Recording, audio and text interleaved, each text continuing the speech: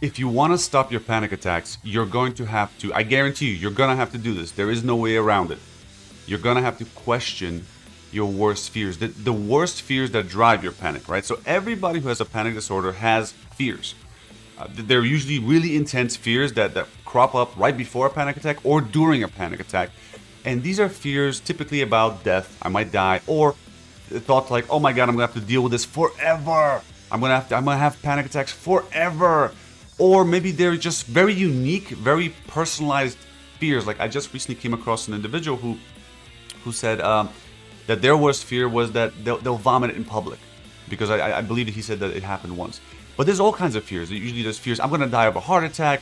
Oh my God, I'm gonna have a brain tumor. That's a headache, some sort of a headache during a panic attack. Oh my God, I'm gonna have a brain tumor. Oh my God, I'm not gonna be able to breathe. You name it. If you're more curious about the kind of fears that we typically have about them, then keep watching my videos. I believe I made a very short video about how a lot of times these fears are attached to our existential. The fears are existential in nature. Oftentimes they're attached to our identity. So if you're a lawyer, you're going to have like lawyer-based fears. If you're a mother, you might have mother-based fears. If you're whatever, you get what I'm saying. If you're an artist, you're going to have artist-based worst-case scenarios.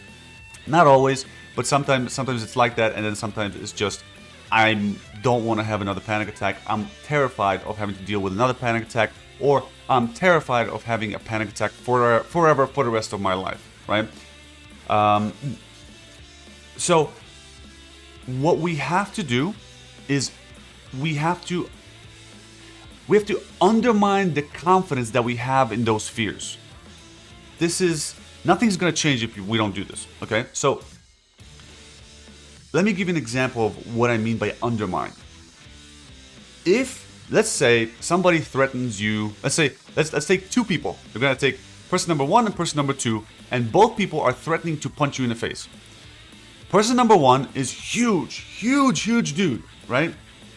Just beast of a man. He clearly has done way too many steroids, and he is like, oh my goodness, and he's like 7 feet tall, okay? So he's like 400 pounds of pure muscle, right? And he says, I'm gonna punch you. What is your confidence that he's gonna knock you out? How confident do you feel that he's gonna knock you out? Probably 100%. You're like, okay, if this dude punches me in the face, I'm out like a light, okay? Now let's take person number two. It's a baby. It's like 4 years old, right? That 4-year-old says, I'm gonna punch you. How confident are you that the 4-year-old's gonna knock you out? Zero, right? You're like, there is no way this baby's gonna knock me out. There's just no way, right? Right now, your fears are the way it feels, right? Let's call it the truthiness, if I can borrow it from Colbert Report. The truthiness of whether you get knocked out or not, or the truthiness of your fear is like that big jack dude, right? What we want to do is we want to bring it more closer to what it feels like with a baby. Now, are we ever gonna bring it down to 0% like with a baby? No, I think it's unreasonable to expect that, but we can knock it down a couple notches, and that may be enough to shave the edge off, to take the edge off from your panic attacks, to decrease the intensity of your panic attacks, and to decrease the frequency of your panic attacks. Now, is this the ultimate solution? Is this gonna make your panic attacks go away completely? Probably not, but don't click off this video, because if you don't do this, all the other stuff is not gonna work.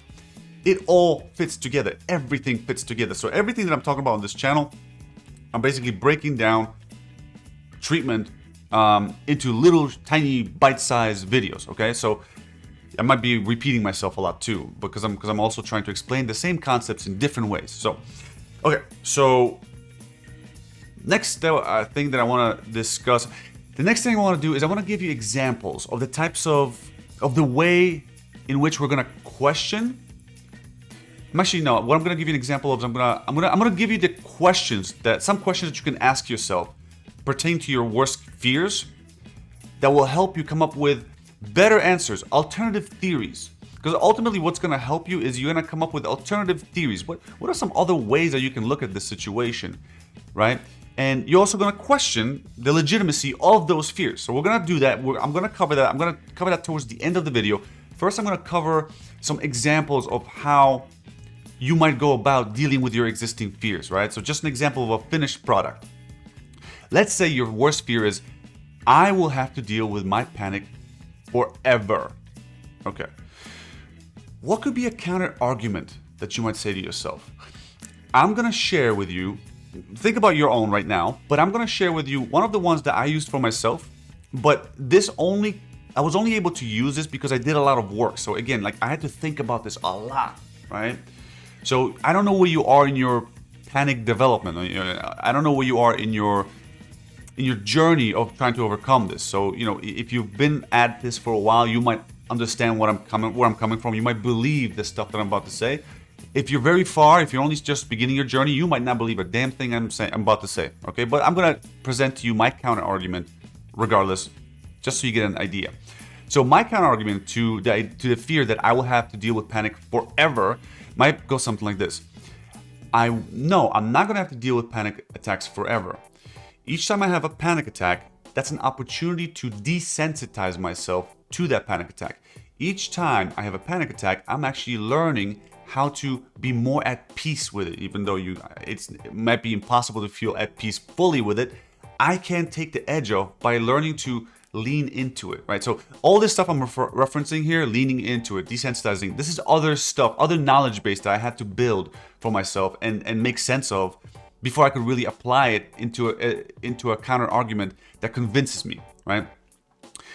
I would continue. The same way that I used to feel nervous when I first started driving a car and got used to it, I will also get comfortable with panic attacks if I just focus on the experience of them. So here, I'm referencing something else, another concept that I had to study and understand and really take a look at my own panic attacks and notice that it actually is there. And it's the concept of the kicking and screaming when I'm having a panic attack. Or in Buddhist literature, it's referred to as the second arrow. So the second arrow in Buddhist literature is the kicking and screaming that we do when something bad happens, right? So when something bad happens, we first feel the pain, the misery of it, but then with the stuff we say about it to ourselves, that adds another layer of misery. Panic attacks, believe it or not, this might piss some people off what I'm about to say, but believe it or not, panic attacks are not as bad as they seem. They're awful, don't get me wrong, but they're not as bad if we are able to remove that second layer. So if we're able to just focus on the experience of a panic attack, this is what it feels like. I feel all this funkiness in my body, all this energy, maybe it feels like that, right? Like all this energy buzzing through us, tensions here and there. If you just focus on the actual experience of it, it's actually not as bad as when you combine it with all the thoughts and the frantic thinking and trying to resolve it. And you know how you get when you have a panic attack? It gets very frantic. Your behavior gets frantic too. Your mind gets frantic. If you can push that aside and only focus on the actual experience of it, it's actually not as bad. So that's what I'm referencing here, right? So I'm building the counter argument off of the other knowledge that I have already accrued for myself, other beliefs that I've developed for myself, right? So something else that you might find helpful, another counter argument that I might offer to myself is kind of like a philosophical argument, a philosophical observation, an observation that nothing ever really stays the same. I could ask myself, can I remember anything in this world that stayed exactly the same for years on end? No, I can't. Everything changed. So why should my panic attacks stay the same? Something's going to give, right? And combine that with the other knowledge of desensitization, how basically, just like when you were afraid to drive for the first time and eventually you got used to it, the same thing should happen here with panic attacks, right? So that was my one example. Let me do another example. This one's going to be simpler and shorter. This one is, I might be dying from blank, right? So when you have a panic attack, a lot of us will think that we might be going blind, dying, suffocating, right? What I would do, I would give myself some sort of a counter argument along the lines of, how many times could I be dying from the same cause and not die? Is this reasonable? It's not, right? So for a lot of us, when we have these worst fears, we will go through the same thing over and over again, and that thing will not be happening, right? Something else you might say to yourself is, I already went to the doctor to get this checked out, and everything's fine, right? So those are just examples. You would normally have a lot more of them, but now let's move on to the next section. The next section is Socratic questioning. So, Socratic question is going to help you come up with these counter arguments. It's going to help you explore your worst fear from every single angle. Okay, so I hope you're still on. I hope you're still with me because this is really important. I know I took a little bit of time to get to these questions. I hope I didn't bore you to death. So now let's get to these questions. Now, what I need you to do is I really need you to take this absolutely seriously. And what I mean by that is write this stuff down, and grab a piece of pen.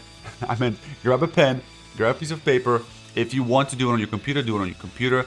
But have a file or a pen and paper somewhere ready always, because you're going to be adding to this stuff as you go on. So the counter arguments that I gave examples of previously, store those. If you like some of the examples I gave you, keep those. Write them down somewhere. If you come up with your own, when you come up with your own, because you have to do this. When you come up with your own, write them down, store them, because this fear is going to come up for you over and over again. And what you have to do is you have to get quicker and quicker at calming it, at reducing the fear. And the way you're going to do that is you're going to review everything that we're doing here today. You're going to review the counter arguments, and you're going to review the Socratic the Socratic questions that we're going to go over right now. Okay, so make sure to write this down, keep it on your wall, stick it to your wall, I don't care, have it ready, have it handy. This is something that you're going to be working on all the time. When I mean all the time, yeah, you're going to be working on all the time, because listen, panic is not easy to get over. It's not, it really isn't. So you got to really put a lot of effort into getting over it. Okay, so first Socratic question. If you got your pen and paper ready, great. If you want to pause at any point just to have you come up with your own answers, great, do that. I'm just going to go quickly because I already stretched out this video for too long. First question is there any evidence to support my fear? Is there any evidence to support my fear, to support my belief?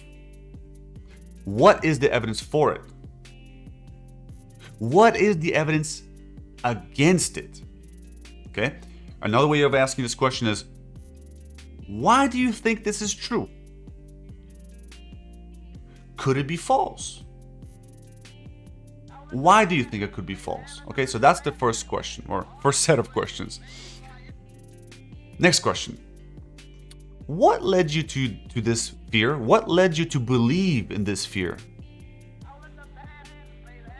Think about that. Next question.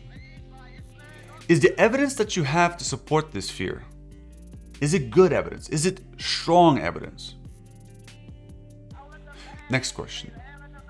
Are there other explanations or viewpoints that you can come up with? So these are actually the counter arguments. Is there some other way you can explain away the situation where it's not your worst fear? Whatever your worst fear is, could it be something else? Could an outcome be something else? Next question. This is actually the next question. Sorry about that. I kind of melded them together. Next question is, what is the worst that could happen? And here's a follow-up question that's very important. It's part of the same question. What is the worst that could happen, and how would I cope? This question is super important, and if you're very lodged in, if your fear here is at 100%, like you believe it 100%, then you're gonna struggle with the idea of how would I cope. If you can't come up with how I would cope, let's say you sit with it for 5 minutes and you can't come up, it's like, no way, life is over, right?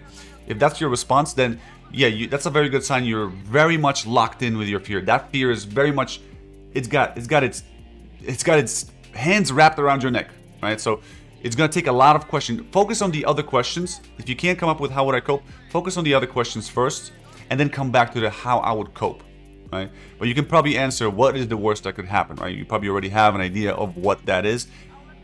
I want you to flesh it out, iron it out. What exactly is the worst that could happen? How would that happen? Play it out in your head, not in your head, on the paper.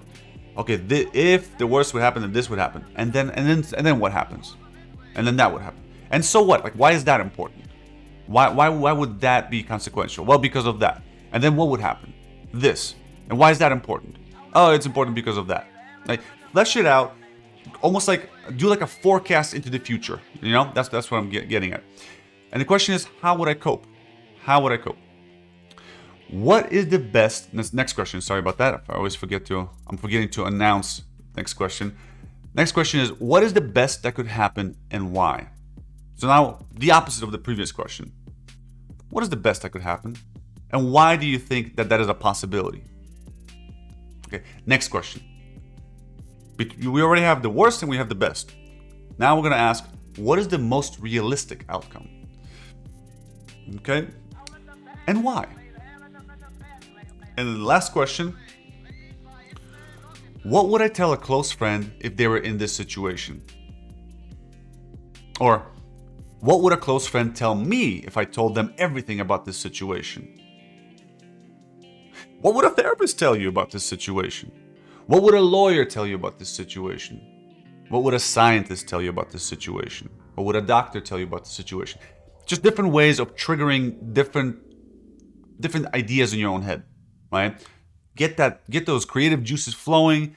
This is very much like a detective work. Like you're a philosopher / detective. You're trying to be logical about this, and more than likely, like I am. If you do this sincerely, genuinely, and you do it as I'm saying it, right? So you take a piece of paper and you write it out. You write it all out, right? And you work on this.